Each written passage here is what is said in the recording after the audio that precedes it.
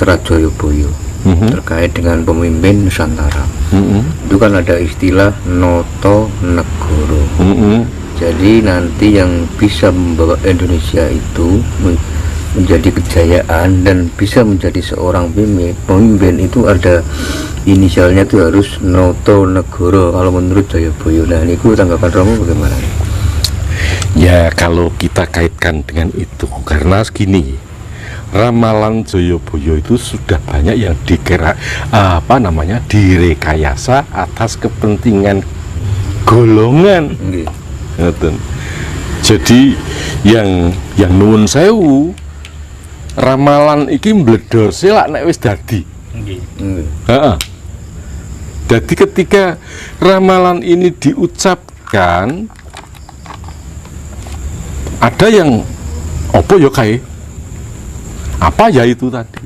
Besok apa maknanya ya? Tapi ada ramalan yang namanya digodak-gadokne dengan keadaan.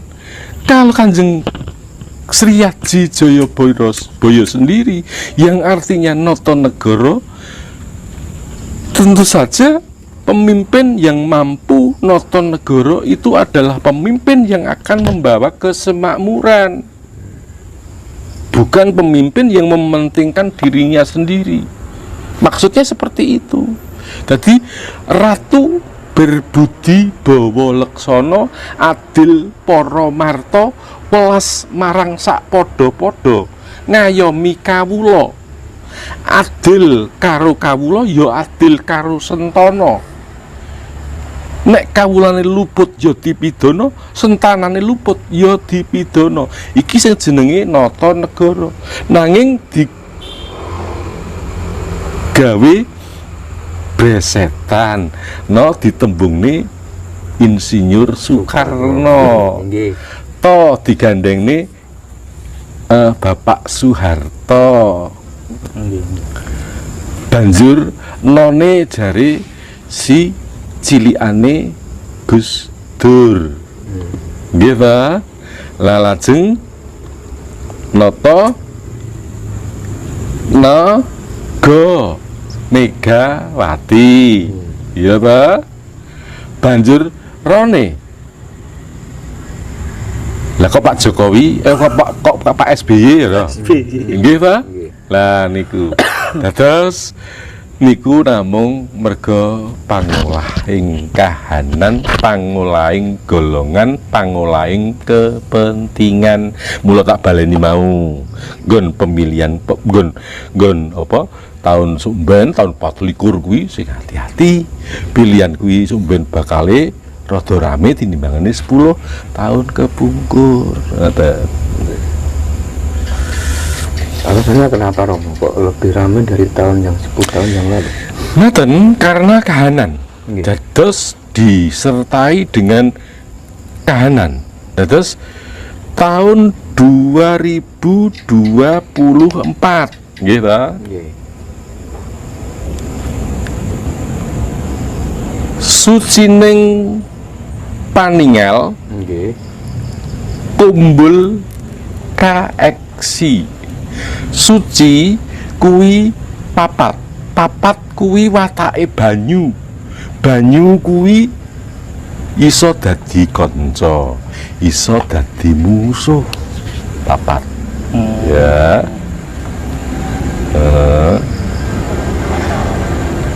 sucining kaeksi kumbul sucining tumingal kumbul kaeksi, tumingal kuwi mripat kuwi waspada, kumbul kuwi dhuwur, rebut unggul, kosong itu bilangannya umbul. Ya. Kaeksi didelok ora ana, jadi sulit ditebak. Air itu wataknya sulit ditebak, iso dadi kanca, iso dadi musuh, iso dadi rob, iso dadi penguripan. Lah di sini ini akan munculnya suatu keadaan pada seperti tahun yang lalu. Ini terkait Kodam Romo. Semua orang itu kan mempunyai kodam. Leres. Apalagi kodamnya orang seperti presiden itu kan mungkin kan lebih. Nggih. Seperti kayak Pak Jokowi itu memiliki kodam yang bagaimana? Bukankah penjenengan sampun ngendikan bahwasanya setiap orang mempunyai kodam? Nah, kodam itu ada yang bawaan dari lahir, kodam wahyu, dan kodam pengawal. Kodam pengawal adalah yang dinamakan Sosro Birowo. Sosro Birowo. Sosro Birowo, Sosro Sewu, Birowo kekuatan Sewu. Jadi yang ini memang didatangkan oleh para pelindungnya Pak Presiden, seperti Pak Soekarno terdahulu, tersohor dengan kekuatannya yang konon Pak Karno ketika akan dilimpe atau diberondong Belanda menjadi uluan Soekarno, ya kan?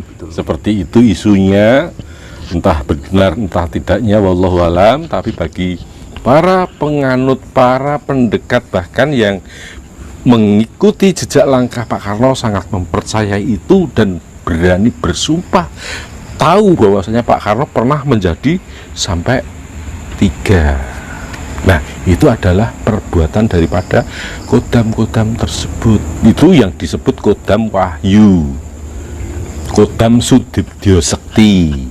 Kalau kodam pribadi yang kita bawa setiap hari, yang kita bawa sejak lahir, Kakang Kawah Adi Hari-Hari Getelan Puser, yang ini juga akan menyertai kita lahir dan akan mengawal ketika kita nanti pulang ke hadirat ilahi Rabbi.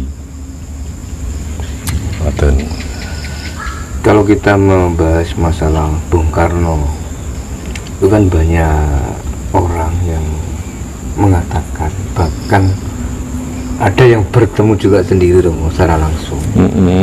Bung Karno itu sampai sekarang itu kan masih hidup dan bertempat di suatu wilayah di Sumatera. Nah, tanggapan Romo Edi menurut mata batin panjenengan pripun Romo? Mas, Pak Karno atau Insinyur Soekarno, bapak kita, bapak proklamator kita, sucinya sudah tenang di alam surga. Sedangkan yang kadang tampak, kadang kelihatan, ini adalah kodam atau jasad serta petilasan. Dan apabila menyampaikan kalimat Pak Karno kuwi isih ono nganti saiki urip, saya percaya.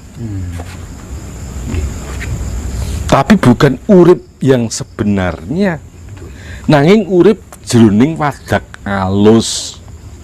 Karena wadak kasarnya sudah kembali ke alam, ke bumi atau ke alam asalnya, asal bumi suci, bali ning bumi suci, asal angin suci, bali ning angin suci, asal geni suci, bali ning geni suci, asal banyu suci, bali ning banyu suci.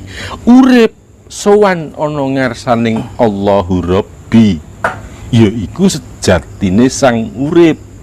Ngoten. Nah, 4 anasir ini bisa menjadi Soekarno papat. Ngoten. 4 anasir ini bisa menjadi Soekarno papat dan menempati kiblat papat. Jadi jangan heran apabila orang-orang yang memang mempunyai kedekatan dengan Sang Pencipta ini memang mempunyai kelebihan yang luar biasa. Tapi jangan salah, bahwasanya yang kita temui itu adalah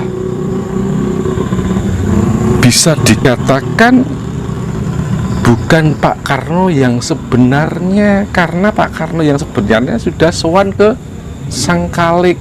Seperti tak sampaikan tadi, asal geni bali ning geni suci, asal bumi bali ning bumi suci, asal angin bali ning angin suci, asal banyu ke bali ning banyu suci.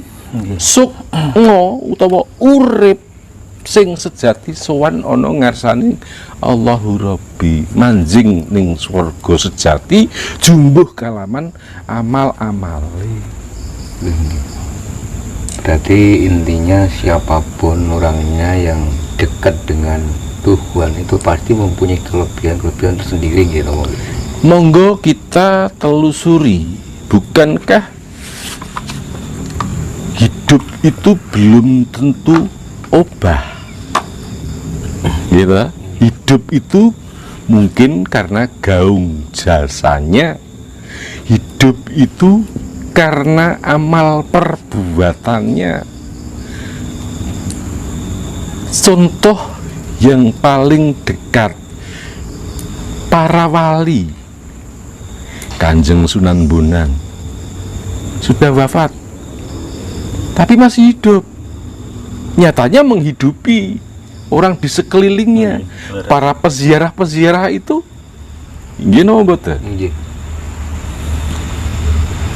Wali yang lainnya, Sunan Gunung Jati, bahkan Rasulullah Muhammad SAW yang telah meninggal berabad-abad yang silam sampai sekarang masih bersinar cahayanya, masih hidup cahayanya, menyinari kita semua. Nurnya ada di dalam hati kita karena kedekatannya dengan Allah Subhanahu wa Ta'ala.